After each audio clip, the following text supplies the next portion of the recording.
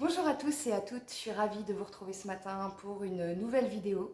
Je devais normalement publier une vidéo sur la communauté autiste, mais entre-temps j'ai eu une compréhension, un espèce d'eureka comme ça, je ne sais pas si ça vous arrive des fois, de peiner autour d'un concept et puis à un moment vous le comprenez et ça fait un orgasme dans la tête.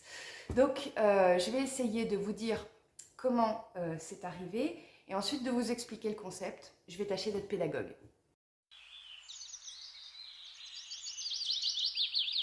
Bonjour, moi c'est Johanna. Je suis toujours maman d'une adolescente TSA sans déficience de 12 ans et je suis moi-même en cours de diagnostic. Alors, comment cette vidéo a commencé? J'ai regardé une vidéo très intéressante de la chaîne Autisme et compagnie, dont je vous mettrai le lien dans la description, sur le biais de genre dans le diagnostic d'autisme. Donc c'est une vidéo vraiment très intéressante que je vous invite vraiment à aller voir. Et en fait, ça tombait bien quand j'ai regardé cette vidéo parce que je comptais justement vous présenter le livre de Rudy Simon qui s'appelle L'Asperger au féminin et qui est chaudement recommandé dans le domaine de l'autisme. Donc je me disais, bah, ça tombe bien, on va continuer de parler des différences garçons-filles dans l'autisme. Et puis en fait, j'ai eu des échanges avec un internaute donc qui se reconnaîtra, j'espère qu'il regarde cette vidéo parce que je l'ai chaleureusement invité à le faire. Et donc, cette personne, en fait, réfutait le sexe ratio de l'autisme, à savoir, pour le TSA sans déficience, 4 hommes pour une femme, en disant que pour les personnes avec autisme et déficience, il y avait autant d'hommes que de femmes, et que selon cette personne, si les filles TSA sans déficience sont moins bien diagnostiquées, c'est parce qu'elles ont une forme plus légère. Donc j'ai eu envie de répondre à ça et je lui ai répondu en fait ce qui permet le masking, c'est-à-dire qu'on ne voit pas le STEAM, c'est justement la capacité d'adaptation. Et la capacité d'adaptation, c'est une des définitions de l'intelligence. Donc, comme on le disait encore hier, l'autiste sévère, lui, ne peut pas masquer parce qu'il manque de capacité de compréhension de son environnement et donc les TSA qui ont une déficience intellectuelle masquent beaucoup moins. Alors, est-ce que c'est pour ça que le DSM-5 a choisi de parler du TSA sans prendre en compte le quotient intellectuel? Eh bien oui, et c'est ce qu'on va voir dans cette vidéo. Alors, le tableau, c'est pas forcément pour vous, c'est pour moi, parce que j'ai vraiment besoin d'un support visuel. Donc, pourquoi est-ce que pendant des années, on a eu l'autisme qui a été corrélé avec la déficience intellectuelle? Eh bien, ça vient de l'ancienne classification de l'autisme, qui partait donc de l'autisme de Kanner. Alors, souvent, c'est représenté sous une espèce de flèche comme ça. Donc, on avait l'autisme de Kanner et on avait, à l'autre bout, l'autisme d'Asperger. Donc, l'autisme de Kanner, ça représentait les personnes avec TSA auxquelles était associée une déficience intellectuelle ainsi que parfois d'autres comorbidités. Le syndrome d'Asperger, tel qu'on l'employait à l'époque, lui parlait d'un TSA avec, alors là tout le monde ne va pas être d'accord mais je vais vous expliquer pourquoi j'utilise ça, avec un HPI. Alors, pourquoi je vous parle de HPI? Eh bien justement, on va prendre le livre de Rudy Simon, L'Asperger au féminin. Donc, Rudy Simon, dans son premier chapitre, alors au passage, ce premier chapitre, il s'appelle « Imagination, auto-apprentissage de la lecture, compétences savantes et intérêts inhabituels ». Moi j'ai mis ça, c'est pas un titre, hein, c'est une liste de mots-clés. Bon déjà là j'étais un peu... J'étais pas hyper contente déjà de ce titre-là. Dans ce premier chapitre, Rudy Simon donne la parole à des femmes TSA. Elle cite par exemple Dame Kev qui dit « Je sais réparer ou reproduire des choses, y compris des appareils ou des vêtements, après ne les avoir regardés qu'une fois. » Bravo Dame Kev. Autre citation. Mes morceaux de concert étaient interprétés dans toute l'Europe alors que je n'avais que 14 ans. Kylie. Alors, Rudy, les personnes que tu as interrogées ici, elles sont HPI. Alors, je ne dis pas qu'elles ne sont pas TSA aussi, mais là, ce qui est mis en avant sur cette capacité, eh ben, c'est justement le HPI et pas forcément le TSA. D'ailleurs, Rudy Simon le dit elle-même, selon les experts, les personnes atteintes du syndrome d'Asperger ont une intelligence supérieure à la moyenne. Et déjà, c'est là où vous allez voir que ça se corse. Parce qu'aujourd'hui, notre TSA sans déficience, c'est un TSA avec un quotient intellectuel entre 70 et 130, puisque en dessous de 70, on a une déficience intellectuelle, et au-dessus de 130, on est au potentiel intellectuel. Donc déjà, quand Rudy Simon dit que les Asperger ont un QI supérieur à la moyenne, sachant que la moyenne c'est à peu près 100, allez on va dire à partir de 115, si elle considère que c'est le seuil pour être Asperger, et ben qu'est-ce qu'on fait de toutes les personnes qui ont entre 70 et 115 ? Ces personnes qui sont là et qu'on ne voit pas. Eh bien, elle en parle, mais elle les traite plutôt comme les exceptions qui confirment la règle. Elle dit « Je ne suis pas en train de dire que nous sommes toutes intelligentes. Si vous êtes une femme Asperger sans passion ni talent particulier, vous n'êtes pas la seule. Vous n'êtes pas la seule, sous-entendu, il y en a comme vous.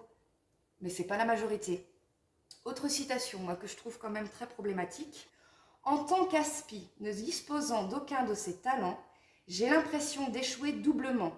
Je suis incapable d'être normale et je ne parviens pas à être aspi. » Polly nous dit ça. Je ne parviens pas à être aspi. Et le pire, c'est même pas ce qu'elle dit, c'est que du coup, juste en dessous, on ne la contredise pas. Mais en fait, Polly, elle est aspi. C'est juste qu'elle n'a pas un HPI, qu'elle est là. Vous voyez ? Donc, c'est là où commence véritablement le problème de corréler le TSA et le quotient intellectuel. Aujourd'hui, les personnes qui ont un TSA et qui ont un haut potentiel intellectuel, on appelle ça des twice exceptional. Je ne sais pas s'il y a un C là parce que j'ai une dyslexie aussi, donc peut-être que c'est faux, mais vous me comprenez. Donc en fait, ces twice exceptional, c'est en fait ce que l'on appelait anciennement Asperger. Et c'est beaucoup plus parlant parce que twice, donc ça veut dire deux, exceptionnel, deux fois exceptionnel, c'est-à-dire il est exceptionnel d'avoir un TSA, mais il est aussi exceptionnel d'avoir un HQI, d'avoir un HQI en même temps. Alors justement, avant de dire ça, il faut que je fasse un petit disclaimer. Dans cette vidéo, donc comme vous le voyez, j'aborde la déficience intellectuelle. Je vais parler des personnes déficientes intellectuelles. S'il y a des parents d'enfants déficients intellectuels qui me regardent, je voudrais que vous sachiez que je respecte profondément et les personnes déficientes intellectuelles et vos enfants. En tant qu'éducatrice, j'ai travaillé avec vos enfants et les propos péjoratifs que je vais employer concernant les moqueries des personnes déficientes intellectuelles, ce ne sont pas des propos que je vais utiliser dans ma bouche et au premier degré, mais justement pour dénoncer sociologiquement toutes les moqueries que subissent les personnes déficientes intellectuelles, qui sont des moqueries, je pense que c'est les plus grosses moqueries de tous les handicaps, je pense que c'est celui qui subit le plus de stigmatisation. Voilà, donc ceci étant dit, pour la population générale en fait, on se disait, il y a 97% de gogol, voilà, c'est le terme qu'on employait pour moi quand j'étais enfant, j'y reviendrai après. Il y a 97% de gogol qui stiment et 3% de purs génies qui sont des inventeurs du genre Elon Musk. Du coup, c'est cette vision caricaturale qui a empêché pendant des années de voir qu'il y avait un TSA ici. Et c'est ce qui m'a moi-même empêché de penser que ma fille était TSA, puisque je sentais bien que ma fille avait des comportements très particuliers, des interactions très particulières. Depuis sa naissance, je sais qu'il y a quelque chose. Mais pour moi, comme on avait passé un test de QI et que elle n'était pas au-dessus de 130, je me disais, bah non, elle ne peut pas être Asperger. Donc, comme elle n'a pas non plus une déficience, elle ne peut pas être autiste. Or, c'est faux. Et c'est pour mettre fin à cette caricature que le DSM-5 a regroupé les TSA sans se soucier de la déficience. Mais pour la majorité d'entre nous aujourd'hui, et je m'inclus dedans parce que moi jusqu'à il n'y a pas longtemps, je vous raconterai après, mais j'étais aussi dans cette représentation-là, pendant des années, c'est comme si, imaginez-vous une tarte aux pommes, d'accord? Dans une tarte aux pommes, il y a une pâte à tarte, ouais je dessine très bien, et il y a des pommes. On est d'accord? La pâte à tarte, c'est le TSA, et les pommes, ce sont la déficience intellectuelle. Pas de mauvais jeu de mots, pommes, voilà. Pâte à tarte, on peut dire la même chose. Donc pendant des années, les gens, quand ils voyaient une personne autiste, donc avec des stims, c'est-à-dire des flappings, des battements de mains, des balancements, eux se disaient, bah, l'autisme c'est ça, c'est-à-dire c'est la tarte aux pommes. Et quand on voyait une personne qui n'avait pas les pommes, et qui réussissait donc à masquer, on lui disait, mais non, toi t'es pas autiste, l'autisme c'est pas ça. L'autisme, il faut qu'il y ait les pommes dessus, sinon c'est pas, sinon t'es pas autiste. Et ben non, en fait on a fait une métonymie, c'est-à-dire on a pris le contenu pour le contenant. Donc, dans la majorité des représentations, on a pris le stimming comme étant un signe de la déficience intellectuelle et on s'est mis à stigmatiser le stimming.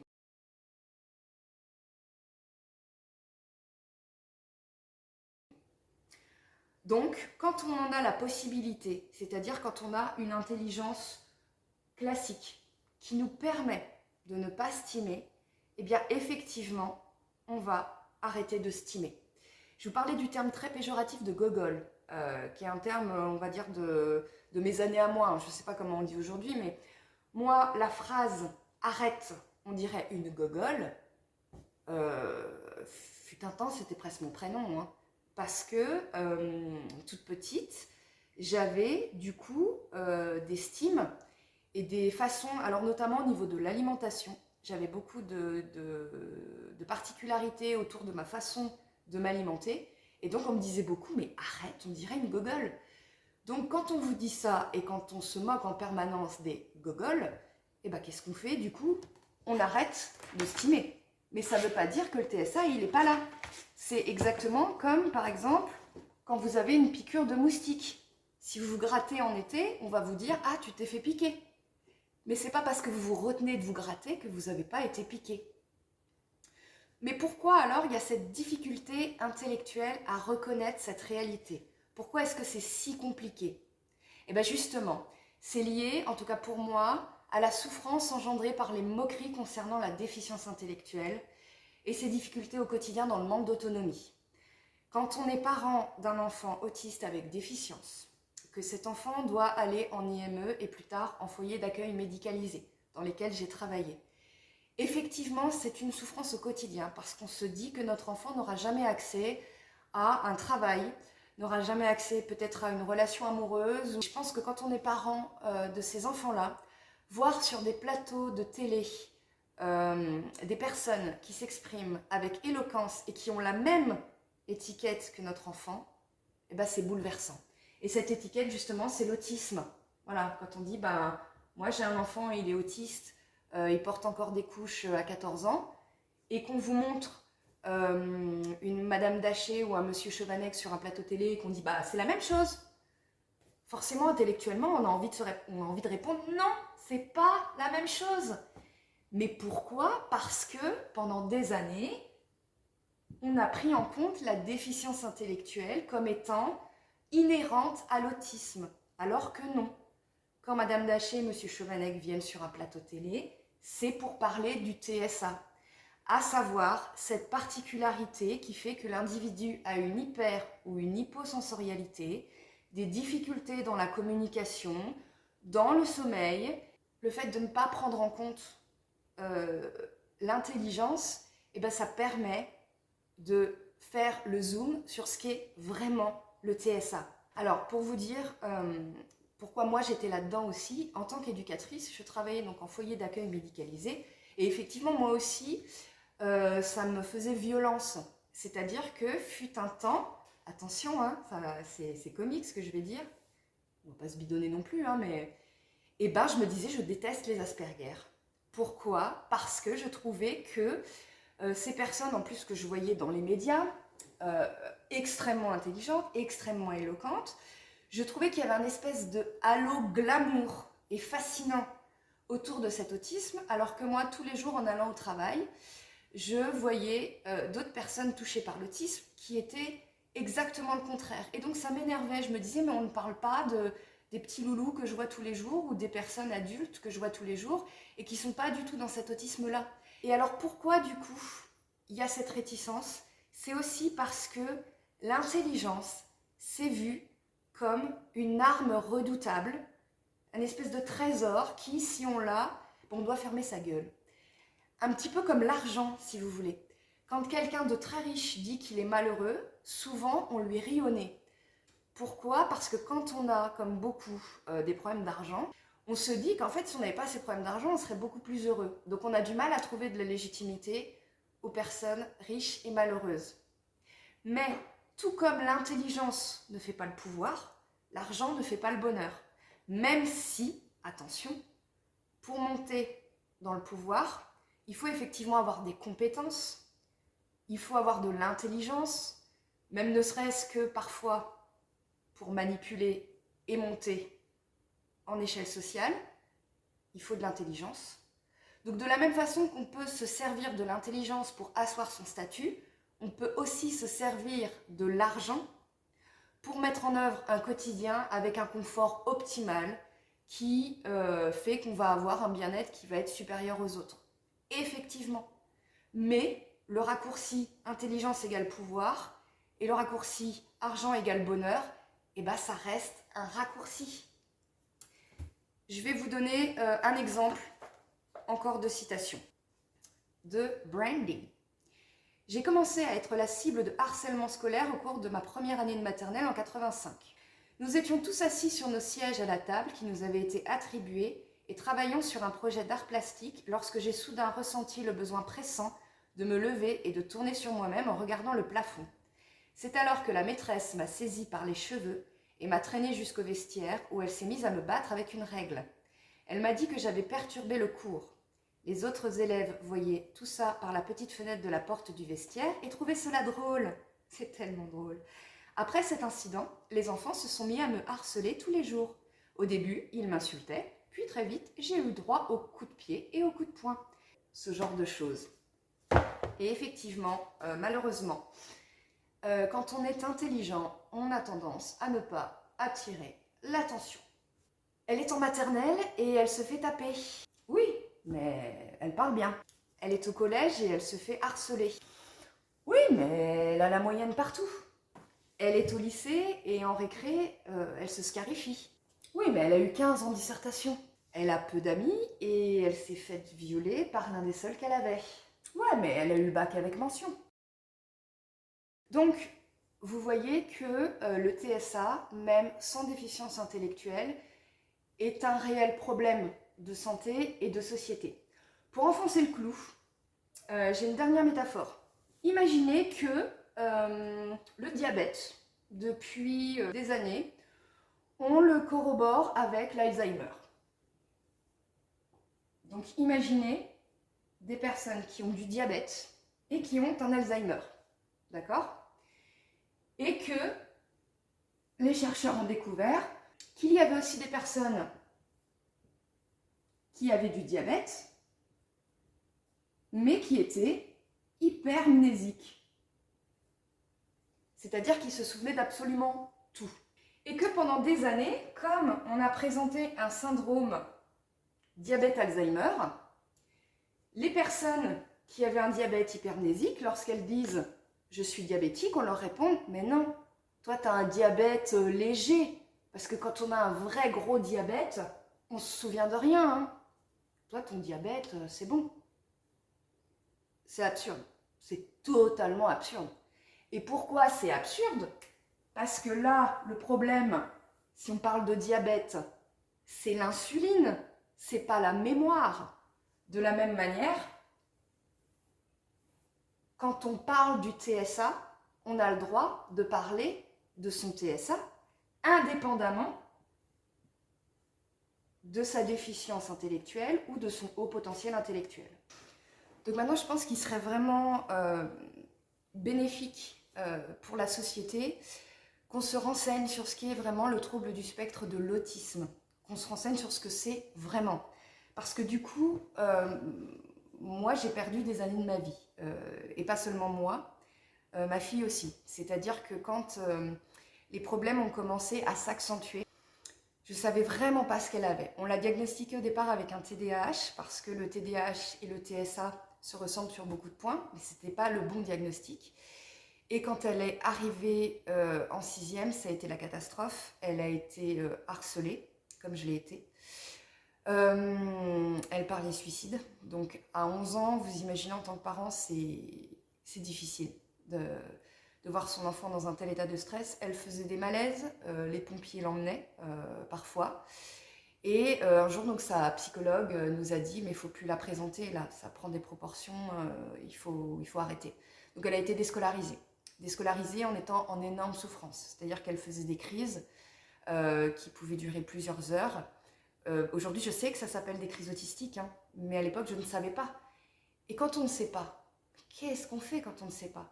Quand on a son enfant qui parle, qui a une intelligence normale, qui est tellement mal, qui va se mettre à hurler, à pleurer, à tout faire valser dans sa chambre, et qu'il n'y a pas de mot qui est mis dessus, bah, qu'est-ce qu'on fait en tant que parent? On se dit mais c'est un caprice, c'est pas possible.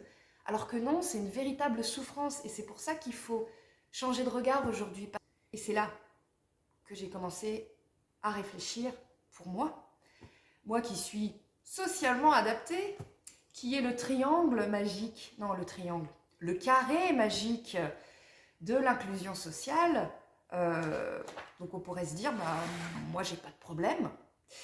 Sauf que là j'en suis à ma 4e dépression. Et lorsque je suis submergée, moi je fais des crises de convulsions. Alors à l'heure actuelle, je vais faire des examens pour voir si c'est de l'épilepsie ou si ce sont des CNEP, des crises non épileptiques psychogènes. Dans les deux cas, c'est une comorbidité de l'autisme que je n'aurais peut-être pas eu si j'avais été diagnostiquée plus jeune. C'est-à-dire que si plus jeune, on m'avait expliqué mon hypersensorialité, je pense que je n'aurais pas convulsé une partie de mon adolescence. On ne m'aurait pas appelé l'exorciste quand j'étais ado ou la gogole quand j'étais enfant. J'aurais peut-être pas fait de dépression. Et je suis assez joyeuse au quotidien. Enfin, ce que je veux dire par là, c'est que je sais me faire une joie des petites choses simples. Mais le moule normal, c'est-à-dire le travail à plein temps, et moi, quand je suis dans ce moule-là, je fane. Je me mets à pleurer tout le temps, je fais des crises. Et pendant longtemps, je me suis dit, mais qu'est-ce qui va pas chez moi? Je suis une chochotte, parce que les autres y arrivent, pourquoi moi j'y arrive pas? Et du coup, vous avez des valorisations. Les échanges avec autrui m'angoissent. Donc là, j'ai mon PWIC. Ça y est, maintenant, en réunion, je travaille pas à temps plein. En réunion, j'emmène mon PWIC, mais parce que ça fait 1 an et demi que je travaille avec les mêmes personnes et que maintenant je fais confiance en leur bienveillance. Mais quand il y a un pot de départ, je me trimballe pas avec mon PWIC. Parce que je ne peux pas dire à des gens que je ne connais pas, vous voyez, vous parler est tellement difficile que je suis obligée de serrer ce machin et que je vais être la première à partir parce que je suis vraiment très mal. Non, je ne peux pas le dire.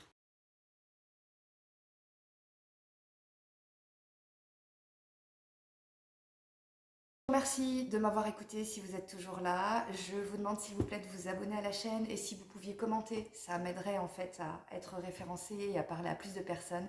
D'ici là, prenez soin de vous et puis que vous embrasse.